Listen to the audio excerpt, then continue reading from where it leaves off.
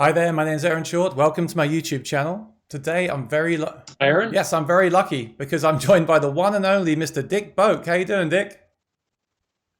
Doing great. Great. Glad to be with you. First of all, thank you so much for joining me. I've wanted to speak with you for a long time, and now we're live on the internet. We can take people's questions and share your knowledge with the world today. I'm really grateful. It's awesome.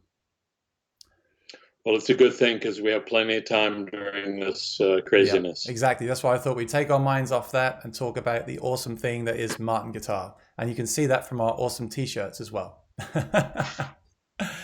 right, I'd like to get straight into it. So, first of all, can you please share with us where you're from originally and what first got you into music? Well, I grew up in Bethlehem, Pennsylvania, which is about 12 miles south of Nazareth. My father worked for Bethlehem Steel Company, as did my uncles and my grandfather. I grew up, I was born in 1949, and I grew up with Elvis Presley. As a matter of fact, that was my first record, You Ain't Nothing But a Hound Dog. And grew up during the folk music boom with the Kingston Trio and Peter, Paul, and Mary, um, and all the doo-wop bands, and just loved music. I liked to sing as a kid. Um, I guess I tried to learn guitar when the Beatles came out. Around the time of Rubber Soul, I tried to learn guitar. My fingers were kind of stubby, and I had trouble with it, so I started playing bass. I also had an auto harp that my uncle had given us, given the family. And when I saw John Sebastian with the Lovin' Spoonful playing the auto harp, I started writing music and performing with the auto harp. So I've always had a very deep interest in music. During college, Cream and Led Zeppelin and the Doors and the Rolling Stones and the Beatles and the entire Woodstock generation of music inspired me.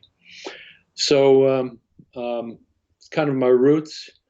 I went to Gettysburg College for a number of years, not all the way, and eventually lived in Massachusetts and then headed out to California.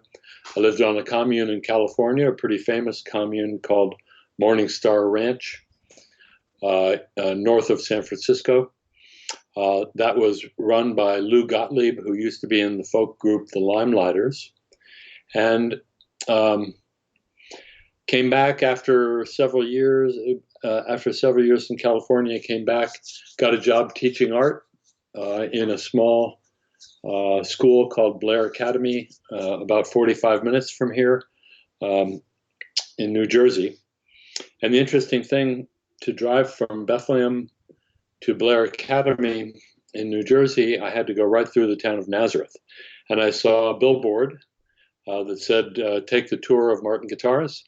I didn't know anything about Martin Guitars, but I had been trying to build instruments in my basement, very crude, I call them Boak instruments, very crude, kind of caveman instruments, really. Um, Embarrassing in hindsight. But I went and took the tour at Martin Guitar, and I just was flabbergasted by it. I couldn't believe it. I'd never really seen how instruments are made correctly. I'd never seen the tone woods, spruce and rosewood and mahogany and koa and ebony. So I was really, really very inspired by the tour. And after the tour, I asked the tour guide whether or not there was any scrap woods available, and she sent me around to the side of the building, and there was a dumpster there, and the dumpster was just filled to the brim, overflowing with these small scraps of rosewood and ebony and everything. I brought my car around, I filled my car up, and I came back an hour later. I filled my car up once again, and over the course of my 4 years of teaching art and woodworking, I came back to the Martin dumpster, I would guess, maybe 500 times. So much so that they got to know me at the back door. That's an amazing story. I love that story. Um, Well, it's called the dumpster story, and I'll complete the story for you if you have the no, patience. please, It's please. so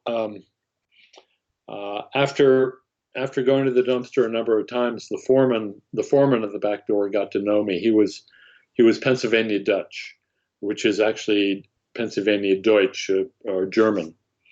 Many of the workers were Pennsylvania Dutch, and um, eventually I left teaching and I set up a small art gallery in Bethlehem, Pennsylvania, and kept coming to the dumpster. And one day, Harvey was out there, and he had a stack of spruce in his hands, and he said to me in his accent, he said, "Well, I saved some stuff for you." And he handed me the spruce, and they had little imperfections, but they were still beautiful pieces. I was very appreciative. And he said, "Well, what do you do to stuff anyhow?" And I had two instruments that I built from the Martin scraps, and I handed them up to him, and he said, "Do you mind if I parade these around the shop once?" And off he went with my two instruments, and he ran into Mr. Martin. That would be Chris Martin's grandfather, C.F. Martin III. And CF looked at the instruments, and he was perhaps 85 years old at the time. And he said, "Harvey, tell that kid to apply for a job." So Harvey came back, handed me the instruments, and he said, "The old man said you should apply for a job." So, I was filthy from being in the dumpster, and I brushed off, went around the front of the building, and I said, I'd like to apply for a job. And the receptionist looked at me skeptical, and she said, I don't think we have anything for you. And I said, "Well, any openings whatsoever?" And she said, "We have one opening. It's very specific. It's design drafting."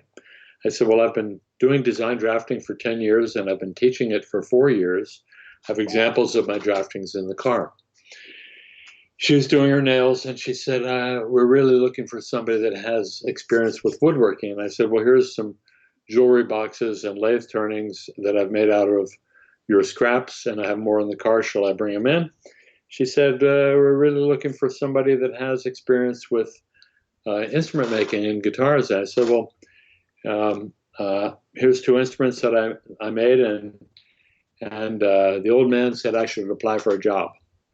So reluctantly, she called personnel, and they came up and interviewed me, and they said, "Well, do you think you could start tomorrow?" And I said, "I have to go to the Bob Dylan concert, but I could start on Wednesday."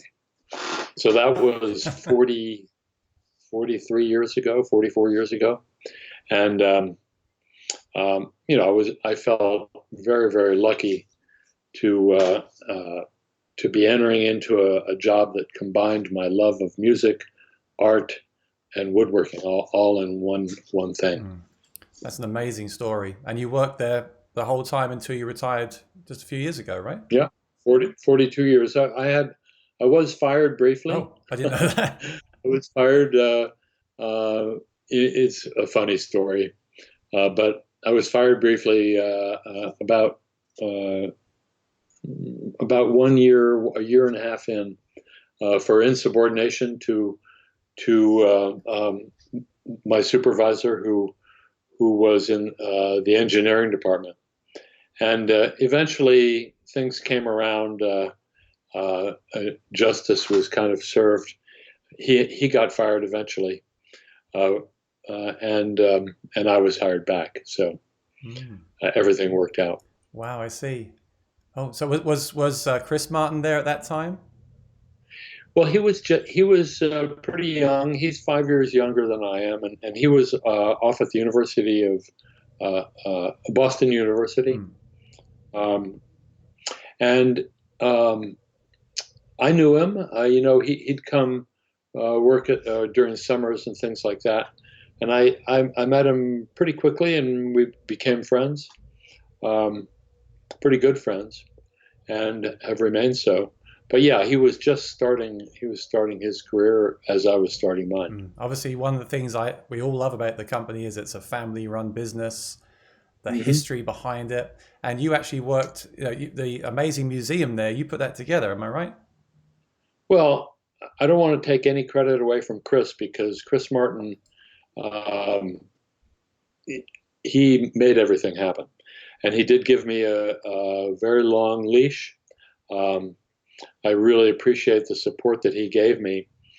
And I was very involved in setting up the machine, in the museum, and in selecting what went in all the cases and populating the cases. It's a project that was really close to my heart, Hmm. and that goes hand in hand with my work in the archives. Martin had a historian named Mike Longworth, who was pretty famous. Mike wrote the first book about Martin guitars called Martin Guitars: A History. And Mike and I were very, very close friends throughout his long career. Eventually, he left the company, and I was the de facto uh, archivist and historian to kind of fill his shoes without really having that title.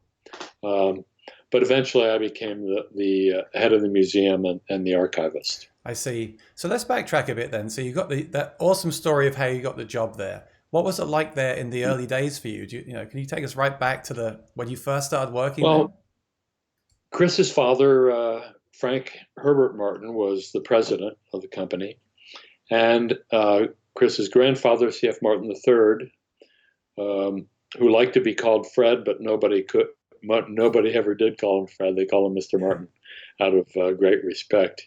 He was just a wonderful, wonderful person. Um, he knew everybody by name. He walked the floor of the factory every day. And this is the new factory at Sycamore Street. Um, I came in 1976. Business was still pretty good. Uh, there hadn't been any real problems um, business wise. There were about 100 employees, and a lot of them were old timers, people that had been there for a long time. Um, the guitars were really great. Uh, a lot of changes had happened since the golden era of guitars, since the 40s and 50s and even early 60s. The scallop bracing had given way to non-scallop bracing, and the diamonds and square inlays weren't being used anymore. Um, the bridge plates were larger than the older guitars. So a lot of changes had been made, but the guitars were still extremely well made. And I got down to my job as draftsman, kind of cataloging and drawing every piece of every single guitar and mandolin and ukulele and banjo. Martin owned Vega banjos and the Fibes drum company at the time. So I did draftings for those divisions as well as all the guitars, ukuleles, and mandolins. That's awesome. I've got some people in the chat here. I'm just reading their comments, and it leads me to some questions I have. Someone said they'd love to visit the factory. Are we talking about, in case they don't know, there's the new factory and there's the old factory up the hill. So when Right. you started there, was that in the new factory or the old factory? Forgive my ignorance about this. Okay, the two factories are the old factory is at North Street. That factory was built in 1859, and it was occupied, and that's where guitars were made until 1964. In 1964, Chris Martin's father, Frank Herbert Martin, convinced the grandfather, CF III, to build the new factory. Um, and the purpose of that was to catch up with a 3 or 4 year backlog in guitar production. If you wanted a D28, you had to wait. Oh, So they built a new factory in 1964, and in June they moved into it from North Street, about a mile away. And the new factory was all on one level. It was very efficient, much, much larger, and production could really spread out and become more streamlined. some new equipment was brought in, new sanding machines and things, and so that was 1964. I came 12 years later after the new factory was well underway. Hmm. How has production changed over the years? Obviously, there is some more automation now, and I was reading that in the early days, the Martin guitar was made for durability more than tone because they didn't have the No, I don't think that's no. true at all. No, I think exactly the opposite. That from the very beginning, from 1833, in the hands of C.F. Martin Sr., Martin guitars were extremely light. Like you couldn't even believe how light they were. The woods were extremely thin. The guitar was, if anything, ready to implode on itself under tension. And that's why Martin guitars developed a reputation of tonality over anything else. They weren't built at all for durability. Ah, okay. The and there were problems associated with the lightness of construction. Most other guitar brands are built heavier. I don't necessarily want to disparage any other brands because the other brands are good guitars too. But one guitar brand that was built really heavy. If you ever pick up a Guild Yeah. guitar, they're very heavy. It's almost a pound and a half heavier than the comparable Martin models, and they're still good guitars, but it's a very different dynamic. Um, I think during the 1960s and 70s, perhaps Martin abandoned a couple of the lightweight aspects of the guitar, like scallop bracing, in favor of durability, but that was pretty quickly reversed in the 1980s. Hmm. Okay, so like I said, how would you say the construction changed over the years? Have you got any insight into that, the process of making guitar over the years that you worked there? Well, remarkably, it didn't change very Hmm. much. The workers were mostly German immigrants, and they were very adverse to any changes.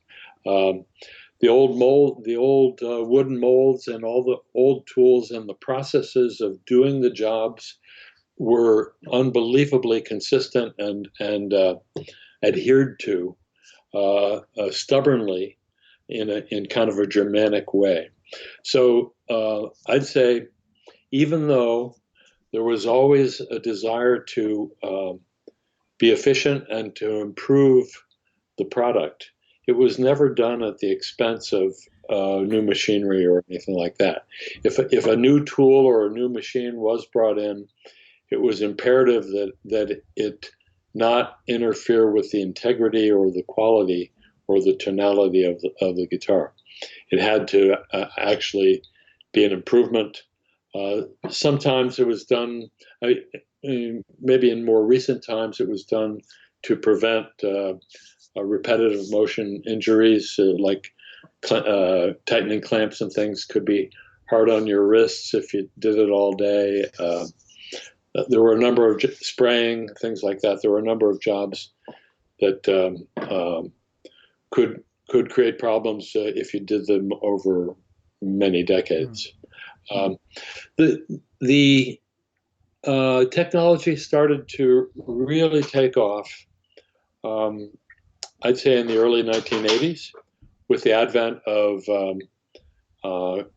CNC machinery, machinery that is programmable. And Martin resisted the they resisted the urge to go with that technology for many years, uh, until it became almost a necessity if Martin wished to remain competitive and cost effective. um, so gradually, a couple of CNC machines came in. Uh, these machines were used primarily in what we call the machine room, which is where the initial parts are cut out and prepared for hand assembly. Hmm. But I'd say the basic processes and the design and construction has really not changed very much at all. Yeah, and I think that, again, that the history is what a lot of customers love about Martin, and I think a lot of customers don't want change. They want, that's why the classic models are so popular. Now, when a change was made, whose decision was that? Is there a panel, or was that your decision, or Chris's decision? How would those happen? Well, um, if I go back to the changes that were made by C.F. Martin III, who, as I mentioned earlier, was a wonderful man with tremendous integrity and a tremendous love for the product. Um, his father, Frank Henry Martin, um, passed away in the 1940s. And um, probably toward the end of Frank Henry's life, CF III started to make a couple of changes, fairly significant changes. The reason he did this is because of uh, uh, a ton of orders came in after World War II, and Martin simply couldn't keep up with the demand. So there were jobs that were taking a lot of time that in CF III's opinion, didn't contribute anything to the tone.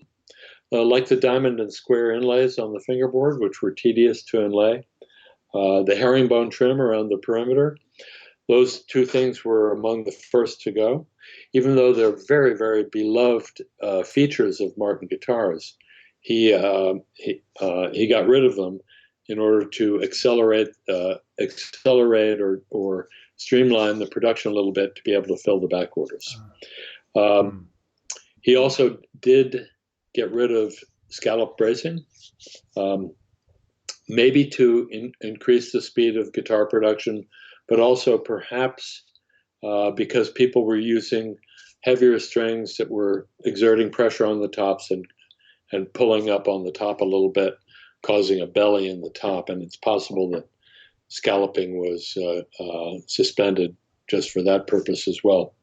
But those were some of the key changes. In the 1970s, a change was made from hide glue over to polyvinyl chloride glue, which from testing had shown to be stronger.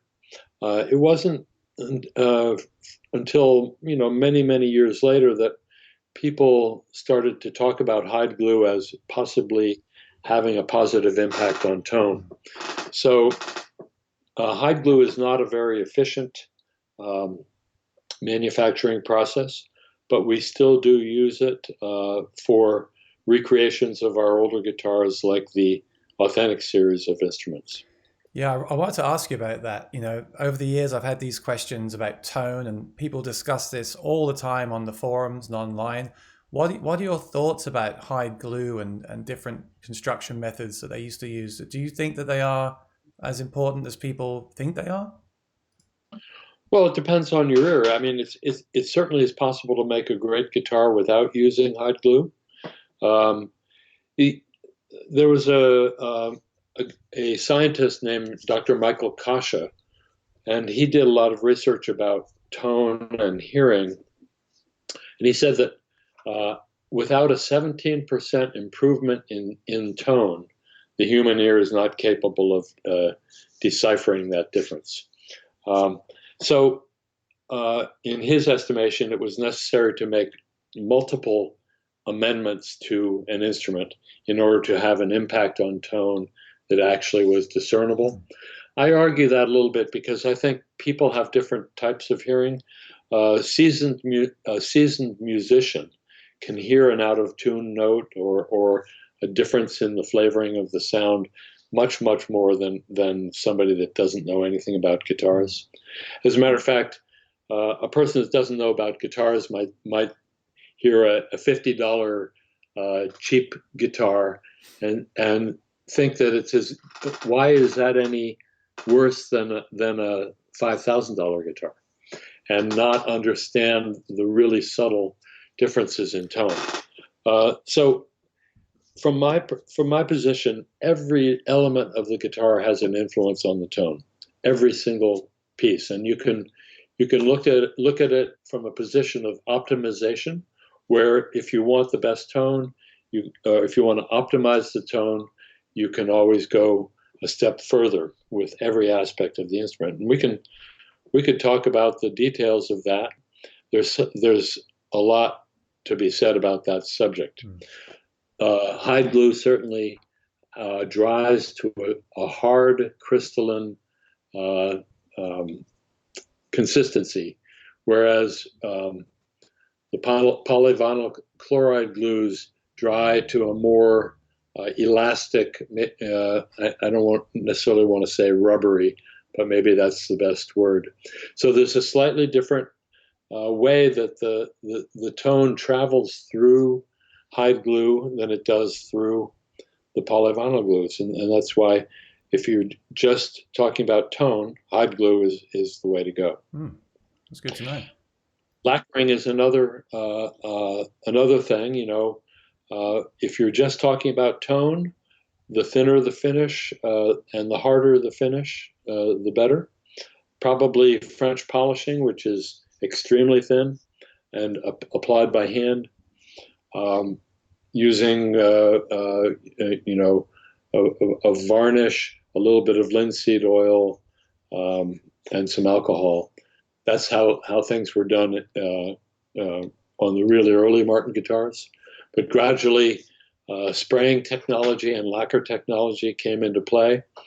And Martin has used nitrocellulose lacquer, which I call real lacquer, which is sprayed thin, sanded between coats, built up, sanded down, built up, sanded down.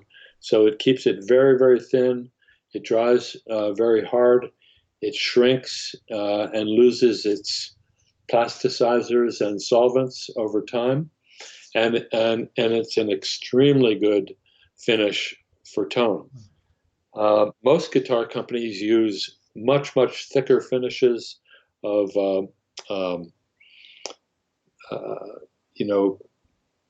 more plastic finishes, polyurethane, things like that.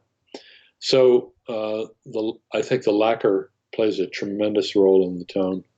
And of course, the thickness of the woods, the lightness of the construction, the choice of the woods.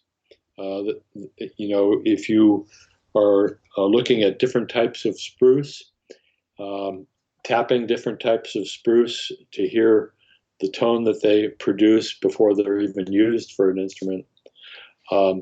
The Sitka spruce has a very deep, low tone, boom, boom, boom.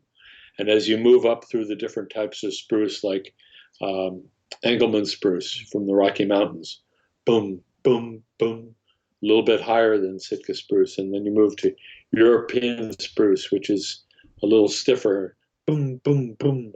And then Adirondack spruce, red spruce from the Adirondack Mountains of Pennsylvania, New York, and West Virginia and Ohio, boom, boom, boom, a much higher pitch. So the spruce has an impact on the tone.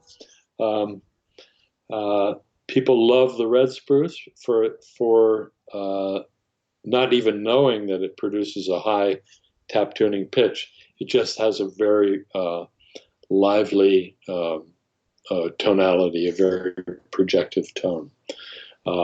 Mahogany, koa wood, and rosewood are the typical woods used for back and sides, sometimes maple, and many, many dozens of other woods have been used. But rosewood has a very deep, warm, resonant, rich bass response. Mahogany has a very crisp, clean, clear, crystalline, breathy, airy treble response. And koa wood, although it doesn't have the warm bass of rosewood or the breathiness of mahogany, seems to fall somewhere in between with a very pleasant tone. I know. Oh, sorry. You know, I know that Martin grade their wood. Is that for cosmetics or sound or tone? it's well, I'd have to say a little bit of both, but the grading of spruce might have to do with how perfectly vertical the grain is. Spruce that is slightly off but still fairly vertical will get downgraded. Spruce gets downgraded for small defects, like bear claw. Bear claw is not really a defect; it's more just a slight cosmetic grain variation. Um, Certainly, sap pockets and knots will only be accepted outside of the pattern, not allowed to be on the guitar itself. So spruce gets graded largely cosmetically, somewhat for verticality of grain. The perfectly vertical grain will be the strongest, will have the greatest strength to weight ratio, and will be the highest grade in the preferred spruces. Uh, the interesting thing is that spruce with very wide grain is not as stiff and tends to be put on lower priced guitars that have a lot of treble response.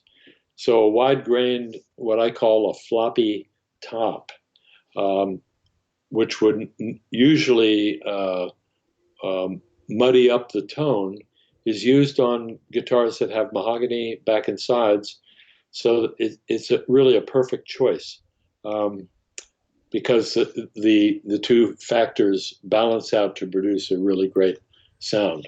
And the same as with guitars, which tend to get the tight grain tops, the tops that will yield a nice treble response. That's really interesting. I tried one of the reimagined D42s, and the wood was perfectly straight, and I thought that guitar sounded incredible. Okay. But I know on paper it's the same construction as the current reimagined HD28, but without the abalone. And there's that whole thing about, does the abalone affect it? I'm sure, like you said, everything affects tone, but also, Well, depends on the wood they happen to use that day as well, right?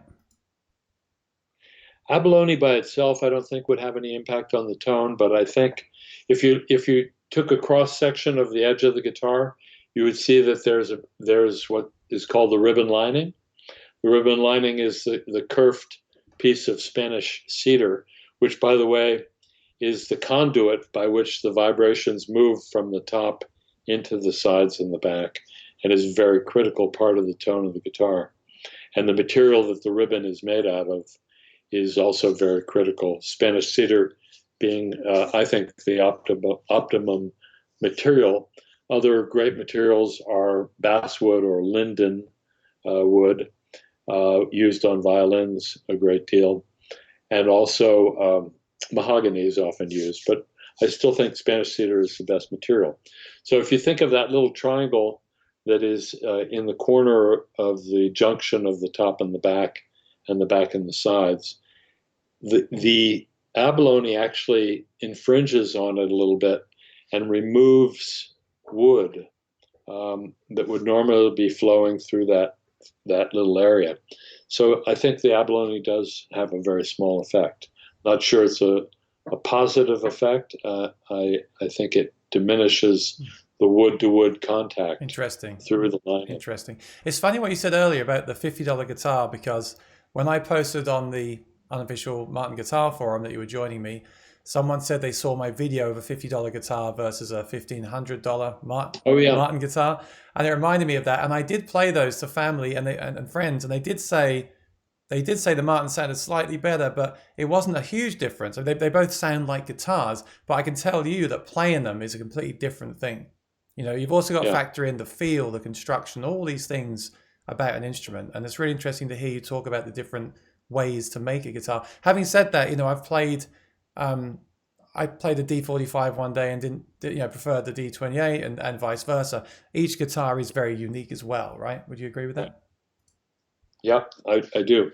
Even with there's a lot of different brands that are very well made. I mean, there's Gibson guitars and Taylor guitars and Santa Cruz guitars and Huss and Dalton and all of these different brands. They're all different, Collins guitars are lovely instruments. Many of the Collins models are actually almost exact copies, or trying to be exact copies of of kind of quintessential Martin models. Mm. But the reality is, they still sound very different to me.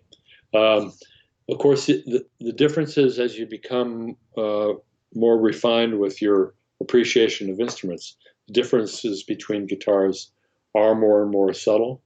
But for some reason, and I can talk about this a little bit, but for some reason, Martin guitars differentiate themselves from all the others.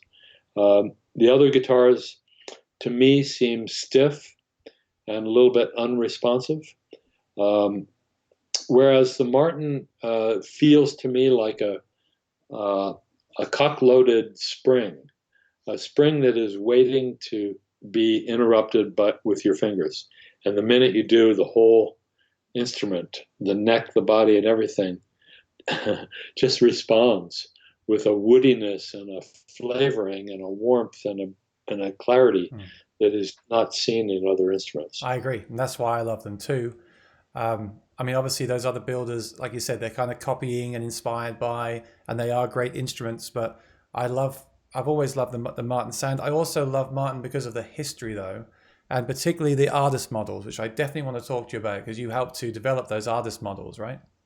But Right. before we do And that, once again, I want to say, because Chris Martin is sensitive to this, and I just want to say that Chris gave me the latitude to be able to do mm, many of the things that I did, and I don't want to diminish his role in this at all, because he deserves tremendous of credit. course, I feel like I was in the perfect position to do it, and I feel very lucky to have been able to work with the hundreds of artists that I did get to work with. that's awesome. I just want to also acknowledge, as well as Chris, he's incredible, and I'd love to chat with him someday as well. I've often been to his talks where he'll talk for like 2 hours non-stop, but I just find it so fascinating.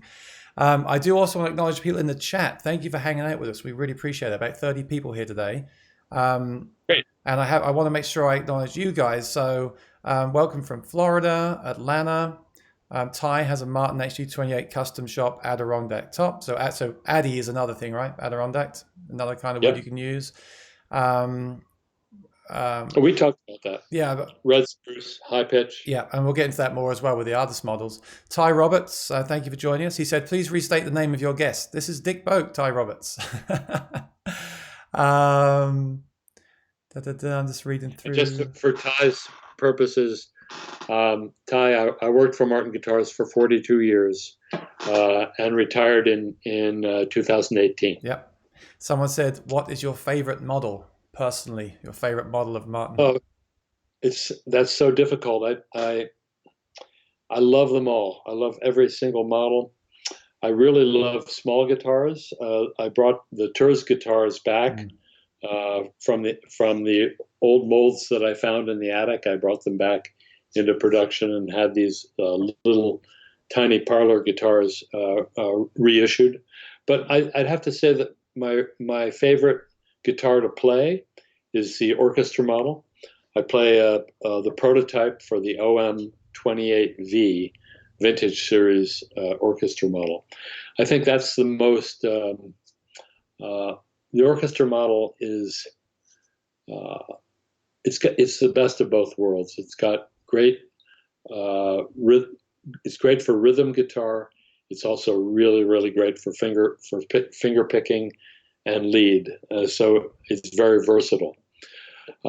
In terms of pure tone, I think the 000 12 fret slotted head guitar, which would be like the 000 28 VS, would be among my favorites.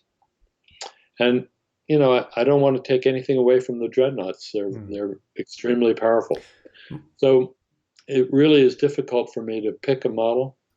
But the guitar I play every day is the OM28. My first Martin was an OM28 as well, because I was a fan of John Mayer and I wanted that guitar. But in my head, I expected it to sound, I'll be honest, like a dreadnought. I think I was expecting it to sound like a dreadnought because I hadn't played a dreadnought and I felt dreadnoughts were too big and cumbersome. But now my go-to is an HD28. I love the reimagined HD28 guitars. And I love... Well, the OM does not have the big the big projective sound of a dreadnought, Mm. but it does have a wonderful balance.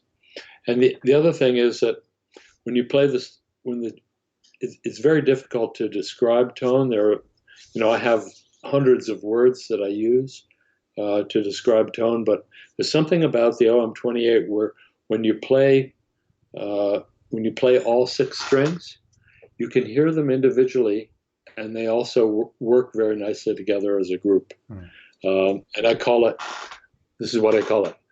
Ring, ring. It's like you hear all six little notes, and you hear one uh, uh, one tone of their combination. I do love the OM28 and HD28 for me. I mean, they're so obvious, but they're just Mm-hmm. incredible instruments. Yeah, so we got Spoon Phillips. Hi, buddy. Thanks for joining us. Maury's Music. He also has an OM28V. Hi, So there you Maury. go. Yeah, he was on the other day. Um, oh, here's a good one. If I've missed your question, I apologize. Feel free to ask again if I've missed it, because I don't want to leave anyone out. This is a good question. What was your favorite discovery when digging into the Martin archives? Well, we love to poke fun at our competition. Um, I was looking through folders of letters from the 1930s, and there was a folder for Gene Autry, and in fact, Gene Autry had written to Martin guitars probably a couple of dozen times. One of the notes said that he had just received his D45, and he preferred the sound much more than the Gibson. Uh, and I love seeing that. To see a candid remark like that from somebody who helped to shape the entire musical landscape of America Yeah. was just remarkable to me. Um, I mean, there's so many little things like that. The photography in our museum collection is unbelievable, and we've continued to collect photographs of musicians with Martin guitars dating back all the way to the dawn of photography. And there's some really great photographs. Yeah, if you haven't been to the factory, you have to go. It's so incredible. I've been many times, and I found it like you. I discovered it because I live nearby, but the tours there are incredible. The backstage tour is even more impressive. How did those tours begin? What year did they begin, and why did they start to do them? Well, Martin always did tours. People would come to North Street, the old building, which was one, two, three stories plus an attic. And Mr. Martin would take people on little personal tours, especially special guests or people that were coming to pick up an instrument. So tours happened over there, but the tours were much more formalized when the new factory was built. And a receptionist, a small museum uh, were up front in the front of the building, and a lobby. So the new factory was kind of designed to be able to offer tours. And I think tours were always considered the best possible marketing of the guitars, because if you didn't understand how complicated um, and fascinating guitar making is, you certainly would understand after taking the Martin tour. Yeah, I love it. I actually, honestly, I always feel overwhelmed because there's so much history there, and I want to know it all. And you go in the museum, and you have to stay in that museum for days and read everything you've put in there, and speak to Chris, and speak to you, and speak to employees, and watch movies. And I watched the Ballad of the Dreadnought last night, all about the Dreadnought guitars Oh and yeah. all the history. And I'm sure you've written. Have you released book? I've got one of your double books. One is about the construction, and one's about the guitars. How many books have you written about Martin guitars?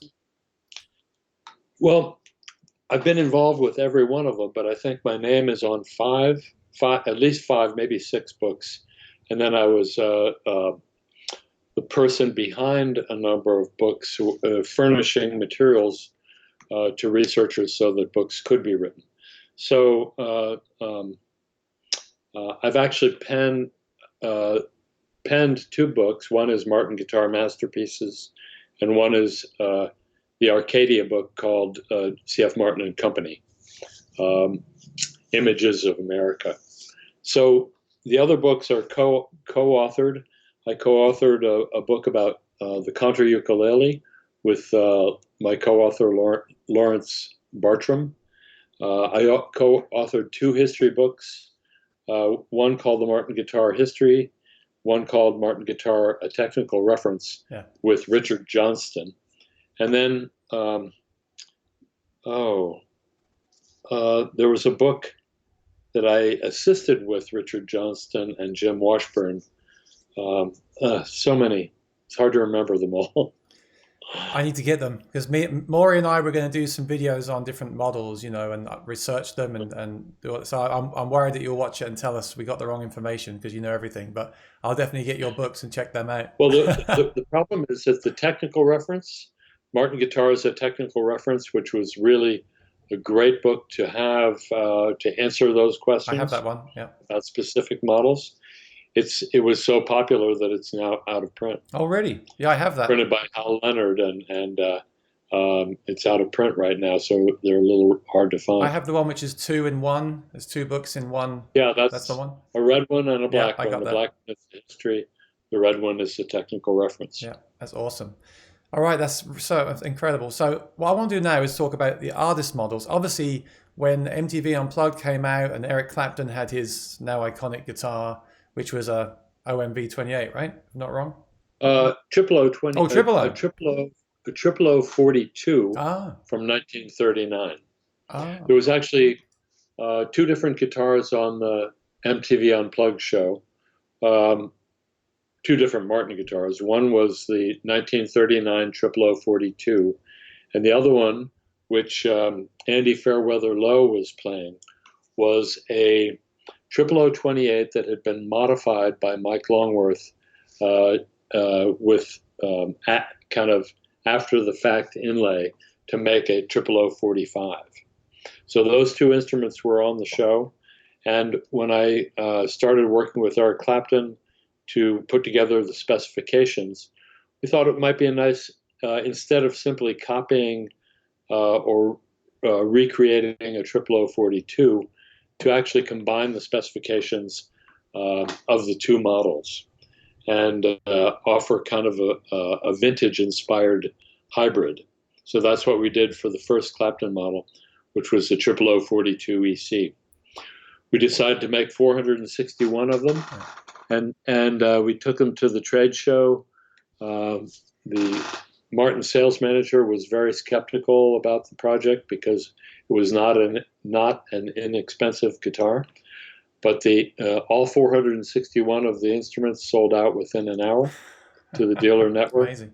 and it was such an incredible success that it became my job for better part of 2 decades. I have to ask you about the John Mayer guitar. Did you help to design that? Well, I always consider the design to be Mm. collaborations, and there are things that each artist brings to the table. And in John Mayer's case, he's unbelievably creative. I think of him really as a very capable graphic artist and designer, in addition to his incredible songwriting and his musicianship and guitar playing. So in his case, he had very specific ideas. He wears a scuba diving wristwatch that has a triangle with two little dots on it at 12 o'clock. Mm. And he loves that, and he wanted to use that as the basis for his inlay at the 12th fret. And he also had an idea about using aluminum aluminum inlay around the perimeter of the bridge and around the headstock, which was not an easy thing to do, but I loved his ideas, and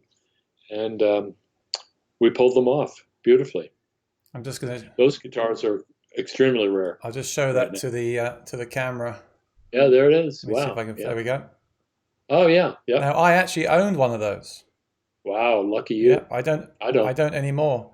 And I tell you what, that guitar, I didn't hang on to it because it was, now they go for a lot of money, and I didn't want the money tied up in one instrument. I do miss it, I have to say. I like the 1 3/4 inch nut, and that has the narrower nut, right? The I can't even, 1 11/16. But the tone of it was Right. amazing because it was 10 years old and kind of not overplayed. It was in amazing condition, and that really did sound powerful. That guitar. Also, it's got Right. the Engelmann top, right, on that one. Right. So that was the question. Yeah. Engelmann has a very open sound. That was the question I wanted to ask You you. know, we refer to open versus closed. Right. Uh, a closed sound would be a thicker sound, one that hasn't become very very projective yet. But these things tend to happen either with different choices of woods or with a little bit of time. There's been so many amazing. I'm thinking there's the Steve Miller signature model. Yeah. There's some other signature models I can't, but there's been so many. So I wondered, like, how specific are musicians? Do they come up to you and say, right, I want a 1 3/4 inch nut, I want a bone saddle, I want, or Well, it's different with everybody. One of my favorite stories is working with Paul Simon, and I went into New York City to the Brill Building, a very famous building in New York, which was songwriting central. It's where Carole King and Van Morrison and everybody had offices. Paul Simon had an office there, and I went in with a bunch of guitars under my arm in December, and had a meeting with Paul, and we talked about what he might like in a guitar, and he quickly realized he's very detail oriented, as you might expect, and we realized that he really needed to come out to the factory because he wanted to try all the different models, different tone woods, different neck shapes, and everything. So I made arrangements for him to come out, and in the conference room I tried to get one of every model and put them all on guitar stands. And we had rosewood guitars and Koa guitars and mahogany guitars with different body sizes and different neck shapes and different levels of ornamentation. And he came out and he played probably 80 different guitars. And he said, well, I like the neck shape here on this guitar at the first to the fourth fret, but I like the neck shape on this guitar from the fourth fret up to the oh 12th wow, fret, and I like the tone wood of this guitar, but I like the shape of that one, and I like the tuning machines on this one. And he was very, very specific in all of his choices. And um, afterwards, I took him on a tour. Well, when I found out he was coming, I was worried. I was worried that the employees would kind of hound him for autographs, and this had happened before with a couple of musicians. So I made an announcement um, that we have a special guest today. Paul Simon is here, and he's asked no autographs, please. right. And he didn't actually ask that. I was the one that decided on that. So I took him on the tour, and we got maybe 2/3 of the way through, and the employees were very respectful. They didn't ask him for autographs, and we got about 2/3 of the way through, and Paul turned to me and he said, "Don't they know who I am?" Amazing. It was hilarious, and I explained to him. How does when these artists, when they visit the factory, how does that work? Is there a back door, or what happens with that? No, no, no. There's no back door. I mean, it can get out of hand if there's a lot of employees at Martin. I think 450 right now, and if 450 people want somebody's autograph, it becomes very quickly becomes a problem. So some artists love to do it. Marty Stewart came through and Marty graciously signed for anybody that asked him. Other people, maybe prefer not to do it. I have to ask you, I'm from Suffolk in England, like I said. That's actually where Ed Sheeran grew up. Did you meet Ed? Oh yeah, I never met Ed. No, Oh, no, he's a remarkable guitar player. Uh, I um, I had moved into the museum and archives by the time Ed became popular, and a couple of other people uh, kind of assumed the responsibility for artist models, and I was not involved with the Ed Sheeran design or guitar. okay. Matt Cowley, what was your favorite artist model? He would love to get his hands on a Stephen Stills 045. Oh well, that was a special project. We did three different Stephen Stills models: the O size 12 fret, the triple O size 12 fret, and the dreadnought. Um, it's hard for me to pick a favorite. I certainly have to say that meeting and working with Johnny Cash personally Oh, was yes. uh, Mm. a real high point because there's no, I mean, he's gone now, and it was so special. Um, the whole thing was so special. Marty Stewart was married to one of Johnny's Oh, daughters, really? and Marty called me one day, and I had done the Marty Stewart model, so I had a pretty good friendship with Marty. And he called and he said, "I want you to dial this phone number." And he rattled off the phone number, and I said, "Who am I calling?" And he said, "You'll find out." And so I called it 615. It was a Nashville area code, and somebody picked up the phone and said, "Hello, this is John." And I said, "John who?" "John Cash." And I said, "Well, this is Dick Boak from Martin Guitars." And he said, "I've been waiting my whole life for this phone call." Amazing. And I said, I've been waiting my whole life to make it." So the projects, the we did a number of projects with Johnny, but the first project was um, D the D42. I have to, yeah, I guess it was the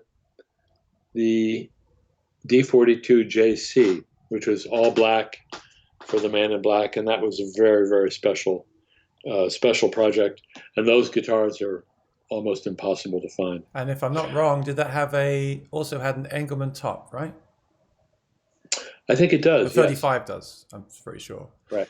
Well, the 35 was the second model, and that's not a limited edition. It's a special edition, which I believe is still in the price list. That's amazing. And I hear that story about the black guitar being made in secret in the factory away from the is Oh that a yeah, true story? that's a true That story. is? Yeah, that was the the the guitar that it's an actual D35 that Johnny played for many years and kind of made famous, and it precedes all the limited editions. But yes, the order came through from Nashville. I think Country Music Magazine or Bluegrass Unlimited, one of the magazines had something to do with the order. And the order came through for a black guitar, and they went to Mr. Martin, and he said, "We don't make black guitars. We're not going to paint a guitar black. We don't uh, we don't want to hide the beautiful wood. We go all this trouble to pick the finest woods. We're not painting them black." So they went behind Mr. Martin's back, and this was CF the third. The employees went behind his back and had the guitar made secretly, and it got shipped to Nashville. And within about 6 months, Johnny appeared on the Columbo television show with the black guitar. And actually, the guitar, and you should Google this or YouTube it and look it up because the episode is online. Uh, but if you Google or YouTube Johnny Cash Martin guitar, it'll come right up. The guitar actually plays a role in the solving of the murder case. And Mr. Martin was watching that night.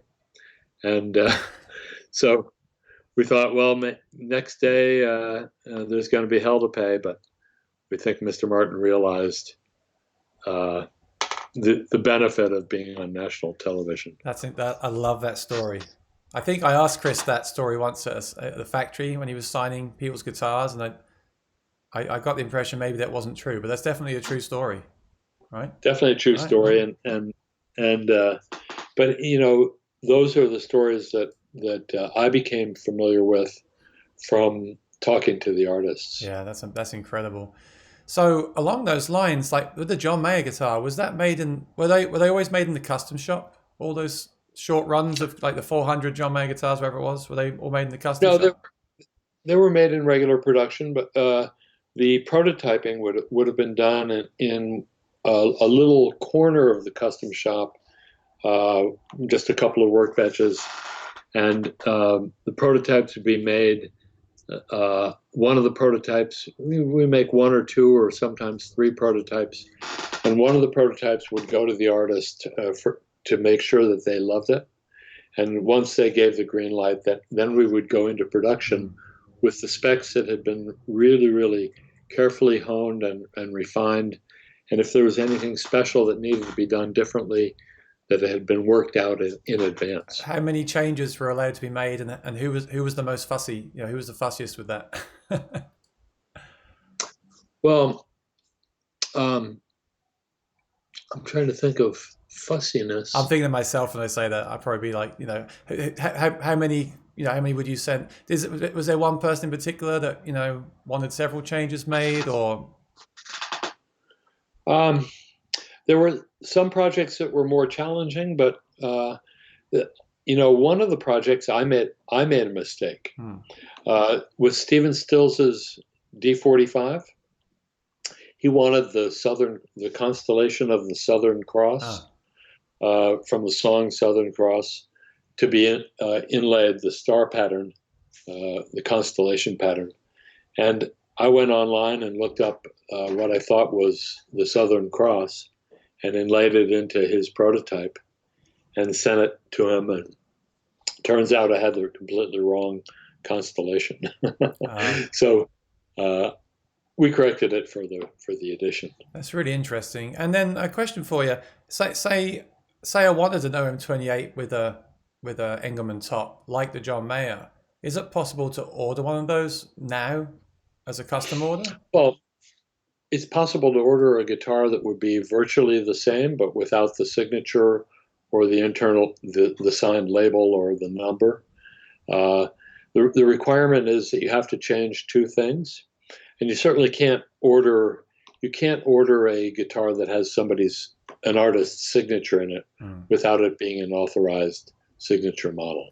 So basically, you could order the same spec, but without his name and logo, and you could have the wider nut. You could do that, and it Right. would be a custom shop, not. But the original ones were made in the factory. So, They the custom shop says that you have to change, I think, two or three things. hmm. Uh, Removing a signature, not having a label, and maybe one other thing. It could Oh, be as simple as changing the heel cap. could You you still have his triangle and logo in it, or is that not? know, maybe it gets a little Hmm. gets a little dicey. I don't think I want to. I'm just interested to know how that process works. Yeah, so in some situations when I worked there, the custom shop people would call me and say, "Hey, we have an order. Somebody wants to order this guitar with this in it. Is it okay?" And I would listen and make a decision based on what I thought was the right thing to do. Hmm. In some cases, I would contact an artist and say, "Hey, we have a request for this. Is it okay?" And they'd say, "Sure, no problem." So were all the artist models like grade A woods? Um, 45s and 42s typically get the highest grade wood. 28s and herringbone 28s get a kind of uh, the if you grade things from 1 through 8, uh, 5 and 6 is kind of herringbone grade. D18s are 1 and 2 grade, and regular D28s are 3 and 4 grade. So So the grading of the wood is typically done by the model uh, designation, but that's not to say that I couldn't um, specifically make a request for 7 and 8 grade wood on a guitar that wasn't a 45 or a 42. Okay. But there would be a price factor involved in using that wood on a lesser expensive So guitar. the John Mayer guitar was a 28 series that had that grade of wood. So that Right. guitar was basically a OM28 with an Engelmann top, essentially, right? Essentially. Yeah. Yeah, and a number of cosmetic changes and some neck changes. Cosmetic changes. Why is Engelmann not used more on the Martin guitars? That's standard. Well, it's not as prevalent, it's not as available Mm. as it's a Rocky Mountain wood. It only grows in certain regions. There's not a lot of people cutting it, and Sitka spruce is widely available on the West Coast, from Oregon all the way up to Alaska, and that's that's the primary reason. I have to wonder why someone like John Mayer wouldn't say, I want an OM42. Like why he would have gone No, with I the think 28. I influenced his decision about Engelmann spruce, and it might have been just that we wanted to do something different, and Mm. have. I also felt that Engelmann spruce would deliver a beautifully open sound. Really, really wanting to please the artist, and not just deliver something that is already on the line, but make it special and different. I have a story, but again, I read this online. It might not be true, but I believe the Dave Matthews Dreadnought signature was Engelmann, and I think John Mayer owned one of those in the early days. Do you know anything? Well, John Mayer shared management with Dave Matthews. It was actually through Dave Matthews management, and I had done a Dave Matthews signature model, but it was through Dave Matthews management that I was put in touch with John Mayer at the very, very beginning of his career before Room for Squares came out. That's yeah. So would you approach the artist, or would the artist approach you every time? Well, uh, all of the above. Sometimes I had to be convinced about an artist. In the case of John Mayer, his manager told me that he was going to be a very big phenomenon, and that the introduction brought John out to the factory. He was very young, um, and I think on that visit, he was already playing an OM28, and he had a D35 as well. And he explained that if we did a signature model, that he would remain loyal to Martin guitars because he loved them, and so I certainly wanted to do it, Mm. you know. And there was nobody really. I mean, Chris Martin was not standing in the way of my ideas. Uh, as as the years progressed, there were more and more people that had opinions about signature models that either influenced or restricted me in some way. But in the early days, I had pretty well carte blanche to take it in the direction that I thought it should go. Mm. And if you're allowed to say, like, what was the arrangement with the artist? Like, did they sign a contract to say, I will not play another guitar? What was that? What was that agreement? Well, I'm not a lawyer, but I wrote the Oh, contract. The contract was very um, unlawyerly. It's a very friendly contract that was simply more like a letter of agreement that spelled out the two parties involved, the duration, what the contract covered, what the artist would receive, and signatures. And and that Martin would be responsible for the warranty of the guitars. So, um, there's a charitable aspect to almost all of the projects. A couple of exceptions, but almost all of the projects. And the artists that we were dealing with, it's not like they needed the money. They felt very honored to be actually a mutual honor to be collaborating with Martin. Um, and they did get a guitar for free out of the deal. Sometimes a price if they wanted more or if wanted to give gifts. A great example of that is Jimmy Buffett, who I think he bought close to 80 of his model and gifted them to all of his employees at Margaritaville. Wow. And that was a really nice Christmas gift. How'd you like to get that as a Christmas Incredible. gift? Yeah. And also the Grand Ole Opry.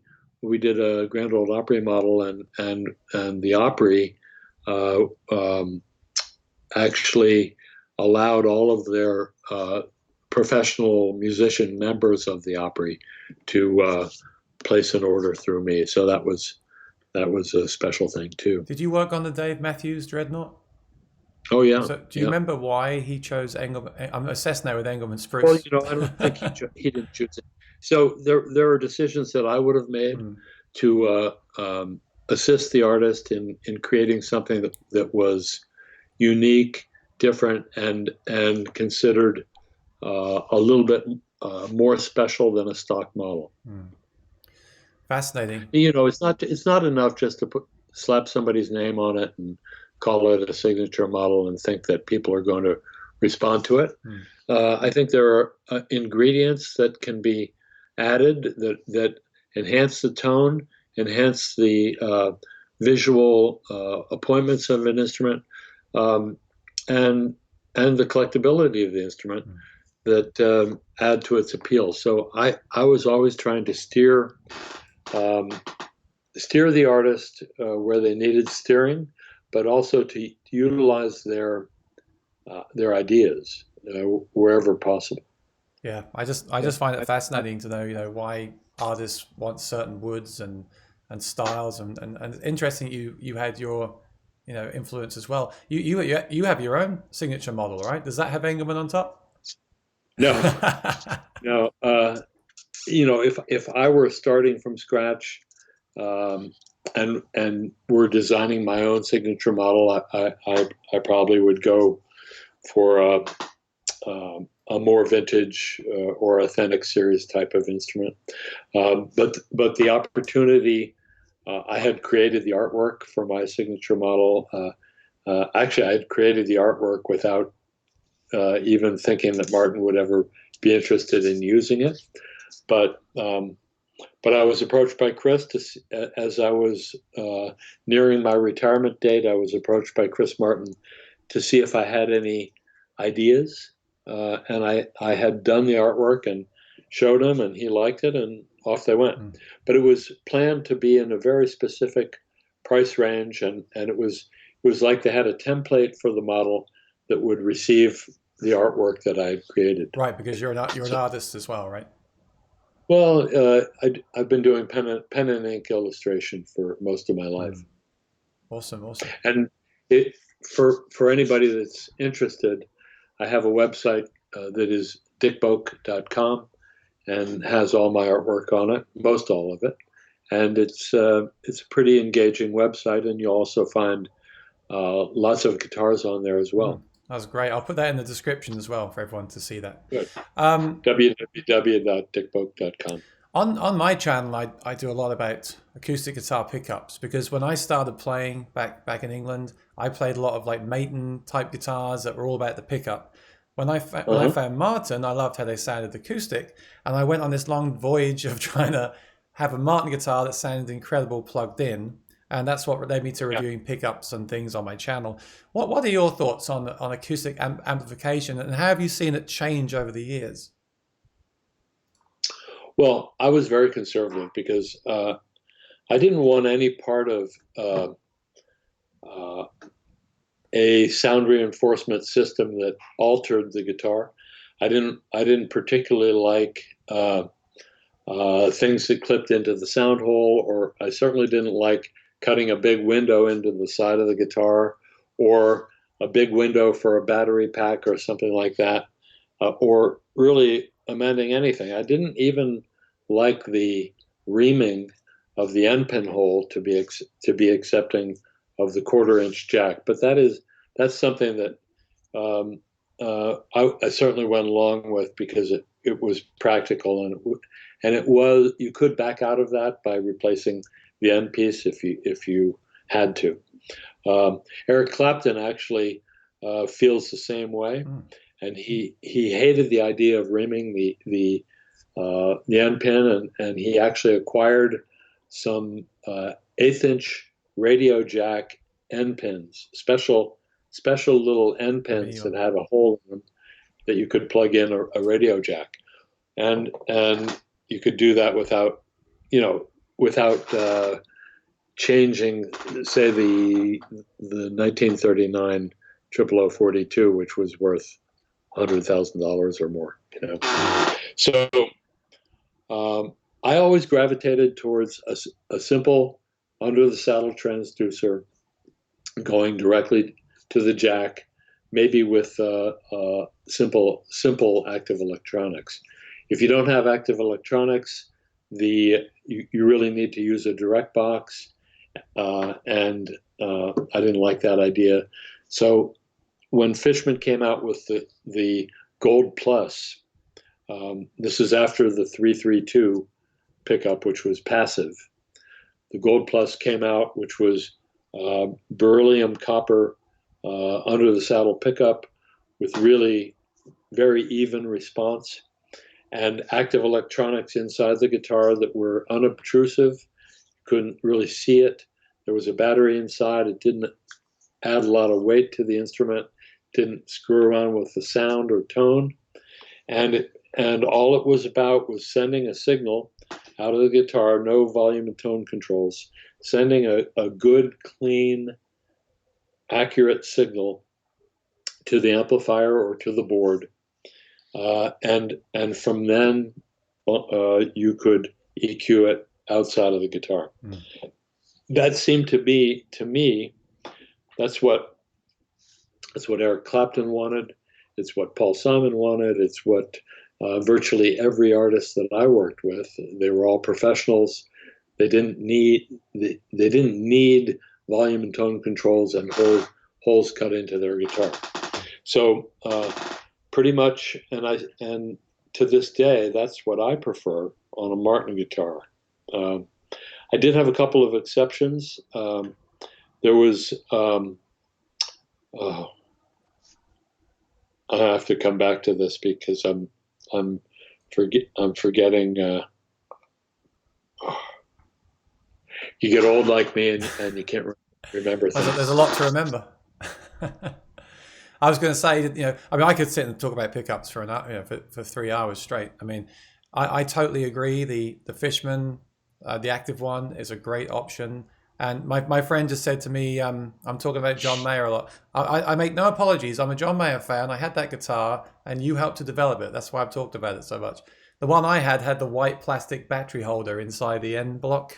So the there's been a number of different battery holders. Yeah. I personally like the little black cloth case patch that is Velcroed.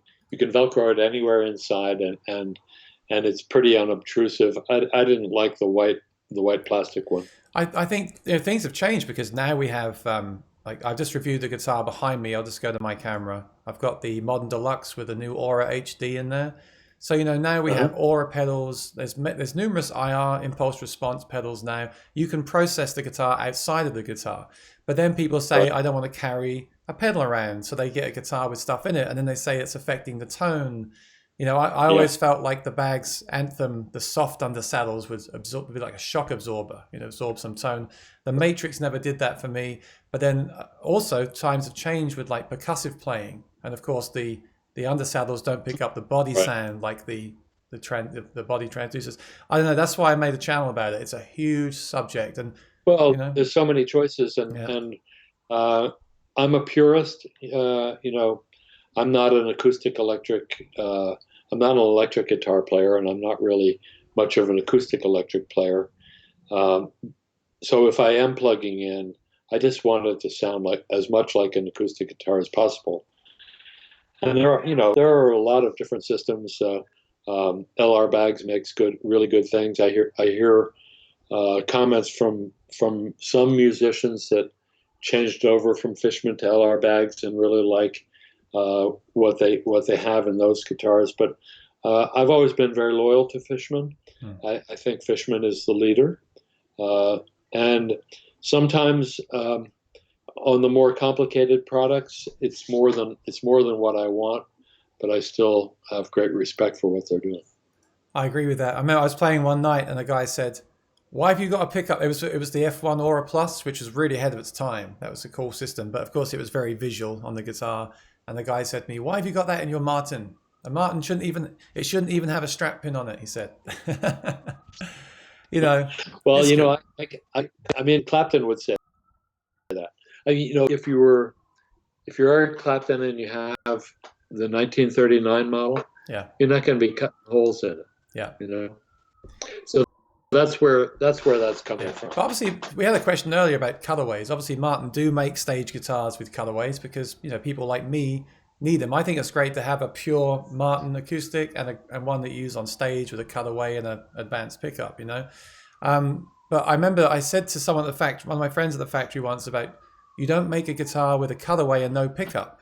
And he said to me, "Well, if I did, Chris wouldn't like it." Is there?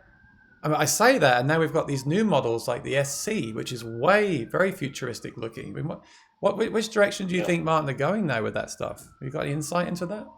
Well, I'm okay with any direction they want to go as long as they don't stop doing what I love about them. I like the history and the integrity of the guitar designs that emerged in the golden era of guitar making in 1920s, 1930s, 1940s. And so Martin continues to do that, and as long as they do that, I'll be happy. If they add other instruments that are more contemporary and have more electric capability, that's fine. That expands their market and is good for their business. So I'm fine with it. I um, I think it's possible to build a guitar with a cutaway that doesn't detract from the tonality of the instrument.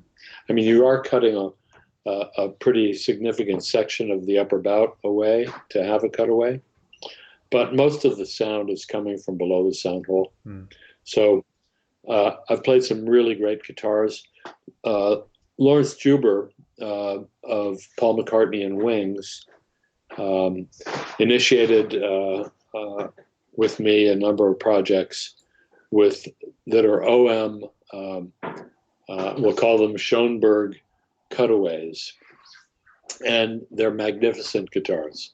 They're performance guitars, and they enable him to play into the upper regions of the fingerboard where he needs to be, and they're great sounding professional instruments.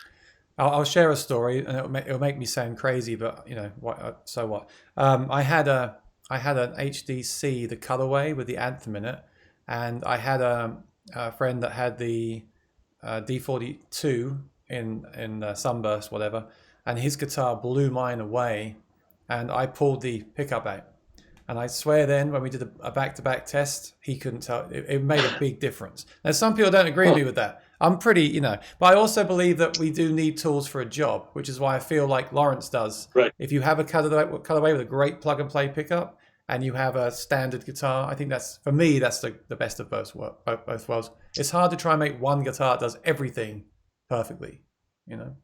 Well, if you wanted one guitar that did everything perfectly, you would be right in looking to see what Lawrence Juber is using, because he is the consummate professional, and he's after the perfect tone, and he has very specific pickup with very specific EQ unit, very specific speakers, and the sound that he gets is unbelievable. Interesting. I'll have to. It's I have to. very, very pure I'll, acoustic next sound. time I see him at NAM or something, I have to ask him about that.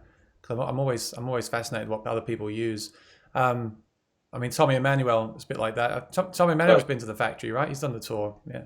Oh Yeah. yeah, he's a great friend, Oh, and he owns a Martin guitar and yeah. plays it. I know he plays Yeah. Maton. He's an endorsee for Maton guitars in Australia, but um, he recorded an album with Chet Atkins, pretty famous album, and um, when he was in Nashville recording the album, he was staying at Chet's house, Mm. and they recorded all morning, and were kind of tired and decided to go into town for lunch. And after lunch, they went over to George Gruhn's guitar shop, and were looking at instruments. And Tommy pulled an instrument off the wall. It was a Martin 0017 from, I guess, from the 1940s. And he said, "Hey, Chet, look at this. Look at this." And Chet tried it and said, "Wow, that's amazing." Well, they put it back on the wall and went back to do recording in the afternoon. And after a full afternoon of recording, Tommy went back to his bedroom in Chet's house, and there the guitar was sitting on the bed as a gift. Chet had called up George and had it delivered. So it's one of Tommy's prized possessions, and he loves the guitar and plays it a good I bit. was assuming he would have like a Martin to record with, and then his Matons where he helped to design the pickup for his stage use. That's what I Right. was saying before. Someone said you once let someone's daughter play the Kurt Cobain guitar. I said thank you for that. They still smile about it now.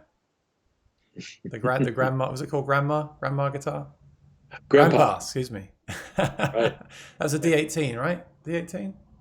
Yeah, D18 that's been played into oblivion.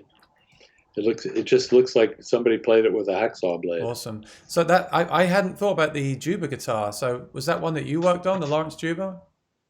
Well, it's not one guitar; it's like 8 different Wow. models, and actually one of the most significant tone experiments ever done, I think, because it's one thing to do a tonal comparison between two guitars, but in Lawrence's case, we did different editions with completely different tone woods within the format of a OM cutaway. So um, we didn't change anything about the guitar except for the tone woods. The first model was done with mahogany back and sides, and an Adirondack top. Second model was um, East Indian rosewood with Adirondack top. These are all cutaways. Hmm. And the third model was Brazilian rosewood. The fourth model was Madagascar rosewood. The fifth model was koa wood. The sixth model was flamed maple. And then there was one done with sinker mahogany. Yeah, there we go. Yeah, So they're all OM. Are they yeah. all OM bodies? All orchestra model cutaways with exactly the same Ah, specifications, only changing the tone woods. So it became just a very significant tone experiment where you could actually say, well, uh, um, you actually knew what the impact of changing from mahogany to rosewood or mahogany to koa I wonder which was. one was You the know, favorite after all those models. well, he likes them for different Yeah, reasons, one of each. and and so he also came up with descriptions of the guitars that are based on wine or alcohol. So he calls the mahogany model Chardonnay, which makes perfect sense because it's kind of an effervescent, bubbly tone. He calls the East Indian rosewood Merlot. He calls the Brazilian rosewood Cabernet. He calls the maple vodka. And I think uh, the Madagascar rosewood was Malbec, and there was something. One of them was a a single malt Scotch. I can't remember which one that And the was. Engelmann was the brandy. Well, I don't think he did. I don't know if he did any. He didn't do any Mm. Engelmann. Yeah, All I definitely. Adirondack. I'm gonna chat with him next time I see him and ask him about this. It's fascinating. He did. He did do one using moon spruce, which is from I think Italy Yeah, or or Eastern the Europe. Seth Avett used that one, right? Yeah. Once again, I didn't Okay, work on the Seth okay.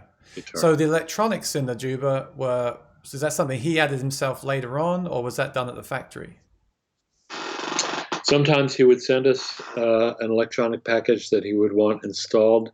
Sometimes he would utilize the Fishman Gold Plus system. Sometimes we would install the end pin jack, but not the pickup. But invariably, he would put in the system that he wanted. Hmm. Very cool. Right, let me go back to the chat to make sure I've got everyone's questions here. Spoon Phillips, Mayer has Engelmann on his D45. Oh, he has a D45 now as well. Yeah, also Engelmann. I bet that's, And he's my buddy. Hey, yeah, Spoon. great guy. We keep going down the list here. Oh, I had a question about. Oh, someone said they need a mic in their guitar because they're percussive. Yeah, percussive playing is a thing that's taken off in since looping came around. Right now, people want a mic in the Yeah. guitar. Let me keep going down. Yeah, I don't like it. I don't like it. Actually, I don't like the sound of that. Mm. I think it's too. It produces kind of a hollow, whistling kind of Well, sound. Martin and Fishman are almost. I say they're almost like one company. I mean, they've really kind of grown together, haven't they? Martin and Yeah, Fishman. that's right. I think when well, the very first under the saddle pickups that we used were Barkus Berries, but it was fairly short lived. The wire came up like a T, and it was very difficult to EQ all the different strings. They would EQ at a different volume, and it was a problem. Mm. And I think that problem provided Fishman with a perfect opportunity to solve the problem, and that's when we introduced the Fishman version of the thin line pickup, and then the Gold Plus pickups that followed. I mean, fashions are always changing with technology. I mean, I like the well, I think when you were there, they had the VT Enhance, Aura Enhance with the body sensor. Mhm. I love that. And now the new kind of version of that in the modern deluxe is just an undersaddle. Right. There's no body sensor. Things can be shifting back and forward all the time. It'd be interesting to see where it goes eventually. You know. Well, for me, once again, personally for me, I like simplicity. I don't need a lot of controls. I just want to be able to amplify the sound. Yeah. But everybody has different Yeah. needs. I don't like controls, but I like the body sound thing. So again, you can't Yeah. really make one pickup for everybody. Yeah. I had a good question about Matt Cowley. I'd love to know what your favorite record featuring a Martin acoustic is, or your favorite recorded sound of a Martin. What's the quintessential recording of a Martin guitar? Well, you know, I'd have to say that David Grisman did a recording called Tone Poems, a couple of discs actually called Tone Poems. Those are some really beautiful instrumental recordings that really pay tribute to the tone of the instrument that's being played. But for my money, it's such a difficult question. One of my favorite guitar players is Mark Knopfler, Yeah, me too. and um, Mark has two different signature models plus a number of other Martin guitars in his corral. And when he picks up an acoustic guitar, um, that's as good as it gets for me. When after finishing the first signature model, which Mark calls it the Strummer. It's the HD28 MK, and he sent me an email and he said, that guitar had 12 songs buried inside it, and all I had to do was let them out, and that was Ragpicker's Dream. Mm.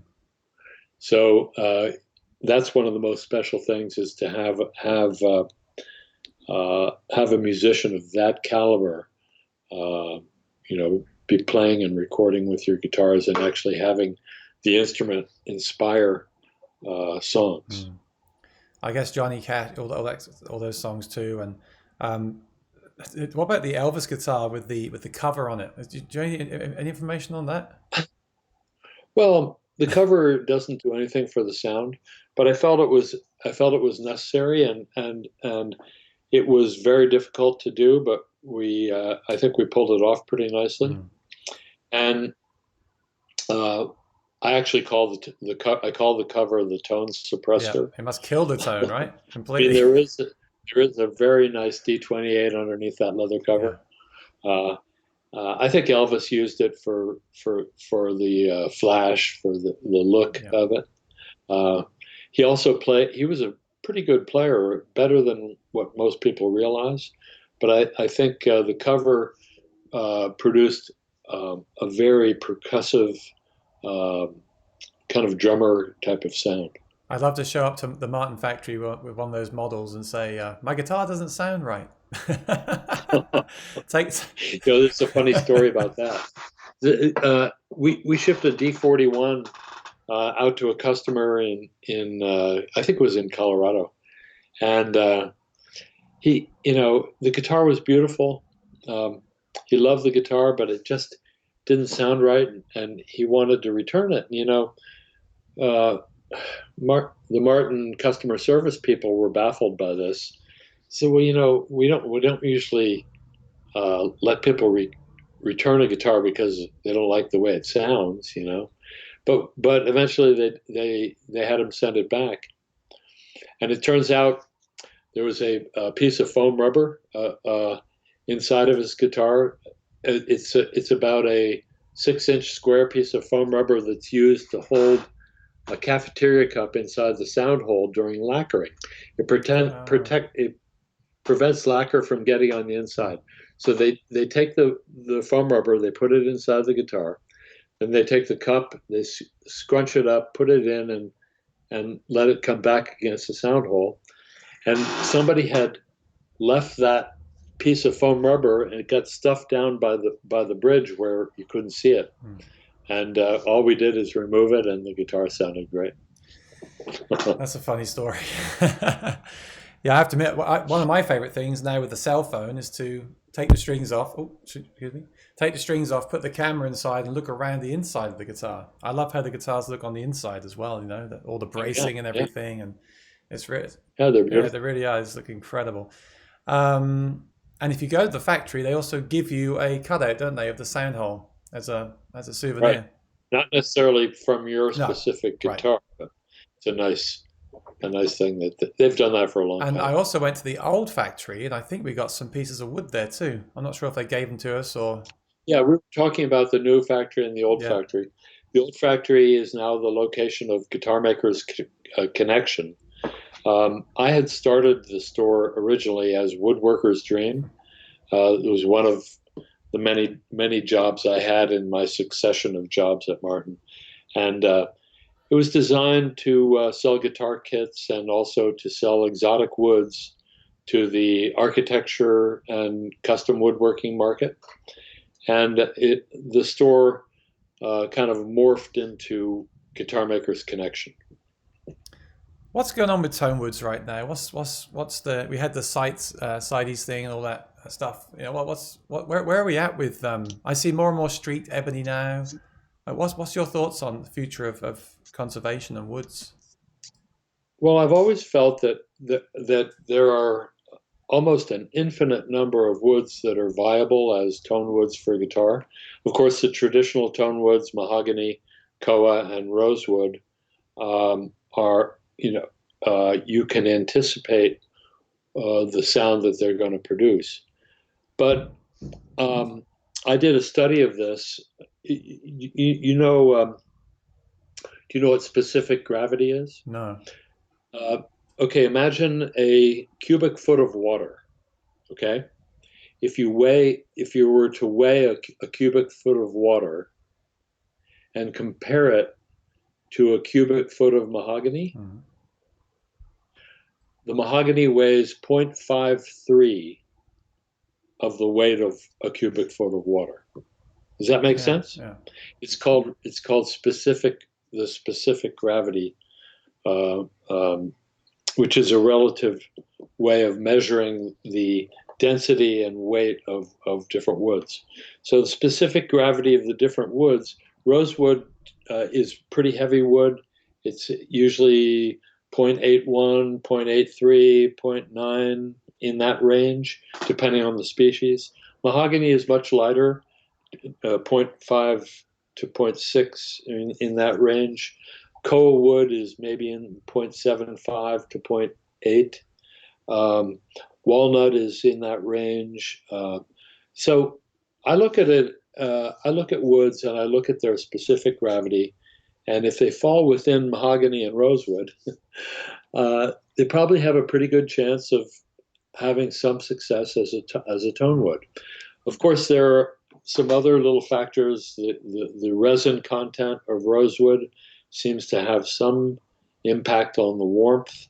Sometimes a wood is too light. Of course, balsa wood or something like that would be not strong enough to use on a guitar. But um, I think most of the woods that fall between mahogany and rosewood are going to be very good, viable options. Jason Carter says, "What weighs more, a ton of feathers or a ton of stones?" Well, of course, they went the same with it. No, but there is a lot of discussion about tone woods, and people like certain tone woods, and they're very adverse to new ones. But we need to find new ones, of course. And I remember the last few years when the fretboards are getting more streaked, the ebony's getting streaked. But I think some fretboards have died anyway, right, to make them pure Right. blank. Yeah, Martin has used an ebony stain for years, but I don't mind ebony that has some streak and character to it. It's actually harder to find ebony that doesn't. So, you know, these are very precious materials, and they're not going to be available for long. So, if you don't like the stripes, you might not get anything. Yeah. Well, do you think they'll continue just to dye the wood, or will they go natural? Who knows? Well, I think Martin tends to go Hmm. natural. I'm not sure what they're doing with staining these days. We've had to educate people about wood. I personally prefer natural. If you're using African ebony and it had one little spot, maybe it would get stained. Hmm. But if you're using Macassar ebony with natural striping, it wouldn't get stained at all. Okay. Yeah, yeah, things certainly will have to change, won't they, for the environment and everything too. I know, obviously, Martin are very into that. They have to be. Okay, well, we're coming towards the end, so I want to say thank you very much for your time. I thought I knew a lot, but I've heard some really amazing things today, and the questions have been awesome. Thank you for joining us. Let's just finish up by saying what life is like after Martin Guitar. Like, do you still talk to the people there? Do you still visit there? And what do you do with your Well, days you know now? that the factory is all of about a quarter of a mile Oh away. wow. So I don't have a very long commute. I could skateboard down to the factory pretty easily. I walk past it often. I have a relationship with uh, many of my old friends there, including the person that is has taken over the archives. I continue to collect archives. As a matter of fact, right here, I bought this um, last week. This is a 1905 glass plate. I'm not sure if you can see this, but it's a antique glass plate photograph of a Martin guitar. It's actually a 1-18, and it's a beautiful, beautiful photograph. I've scanned it in high resolution, and uh, and I acquired it for the archives, I and don't think we saw with that. the Can you note. just hold up again, please? Yeah, I can hold it up again. I'm sorry, it is a negative. It's a piece of glass. I Maybe just if see I myself. if Yeah. I hold it up against a piece of white, maybe you can see it a little better. Uh, There you go. it's hard. Yeah, It's a that's it. little. little hard to Yeah, see. that's good. Awesome. Um, but when I come across things like this, I I like to do it. I I come across things online too that I save in a folder for the archives. I have a lot of friends there. I go by and take a tour every now and then. I have friends from out of town. You mean you give a tour or you take a tour? No, they won't allow me to give a tour, but Hmm. if are coming from out of town, I can join a tour, and then uh, um, I make sure that the tour guide knows what they're I talking would hate about. that if I just started there and you were on Yeah, the tour. I'd be like, oh no. it's the worst thing. It's the worst thing for a tour guide to have me on the tour. Well, yeah, now you've told me that. Next time I go to the factory, I'll be knocking on your door. So watch out. Good. Well, maybe we can have That'd be lunch. great. I've actually been. I'd love I that. I know Skip pretty well, and he took me for that. There's a place right across the car park, right? The parking lot. Yeah, it's called Stonewood now. It used to be called Miva Joe's, Yeah, and of course they're closed right yeah, now. Miva Joe's is closed because of the yeah. virus, and Martin is completely closed right now because of the Yeah. problem. And we hope that doesn't last too long, but um, we'll get through it, and music will help us get through Yeah. it. So these days, I'm working on Mario Andretti's archives. Mario Andretti, the race car driver, lives directly across the street from me. Um, uh, he's a remarkable person, and he has some thousands and thousands of photographs and many hundreds of videos and an incredible racing library. I've been cataloging his photographs and videos, and now his books, um, just to preserve them for posterity. And it's a fascinating job. I'm really enjoying that. I'm doing a lot of illustration, um, some portraiture, some speaking engagements, a good amount of travel, a little bit of woodworking, um, and trying to stay busy. That's awesome. Just going to swing back to the chat just to say thank you to everyone. Had some really lovely comments and some good friends here too. It's awesome. Amazing insight. Thank you very much. Um, Jason says, glad you found my channel. It's an inspiration. That's really nice to hear that. Thank you so much. Because I love doing this, but it's nice to hear people enjoy it too. Um, most of my friends play electric. It's nice to have a place for acoustic players. I agree. We need more of that. And it's one of my passions. I play electric too, but there's nothing like singing with the acoustic guitar. It's just amazing. Well, I do want to let you know about one Mm. thing, and that's you can still see Yep, me. yep. Yes. Okay. I'm looking on my computer screen right now, and there's a television show called Mm. Articulate, A-R-T, spelling art, Articulate, Mm.